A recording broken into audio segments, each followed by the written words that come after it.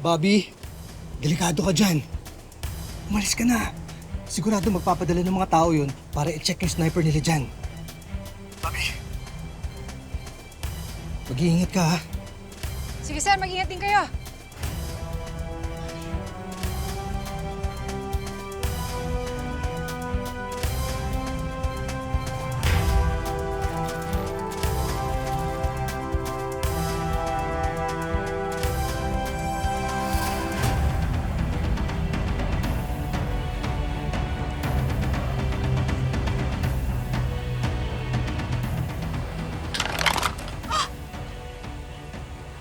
Paano kung makukontak nila Tonyo?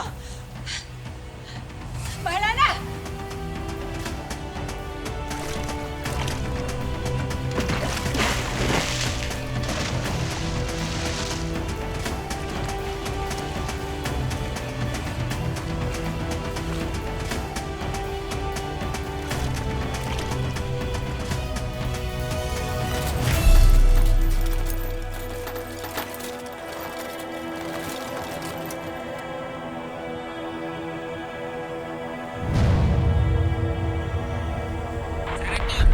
Come in.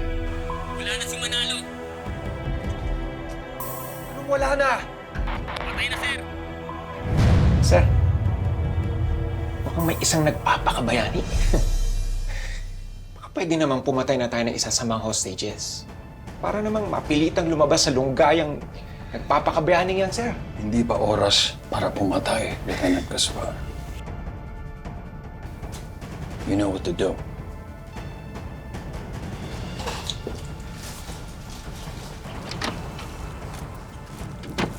Men! May lone wolf tayo. Pero posibleng mas marami pa. Huntingin nyo. Suyurin nyo simula norte pabalik dito. Yes, sir! Tara!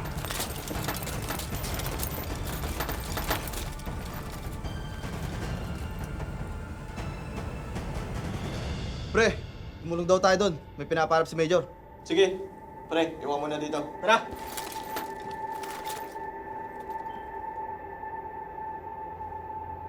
Chip, mukhang may ginagawa si Conde sa si Enriquez. Kaya nagkakagulo sila ngayon. Kung nasan man sila, dapat mag-ingat sila. At tayo, di tayo pwede nakaupo lang dito.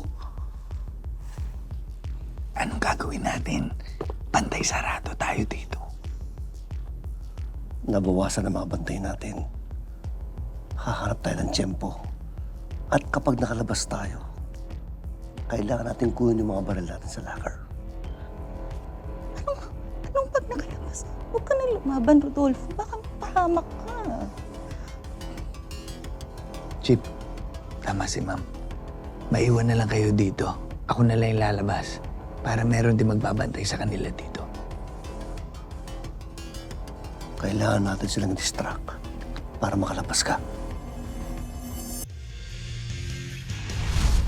So hot! I'm so thirsty. Chip, meron akong naisip na paraan para ma-distract sila.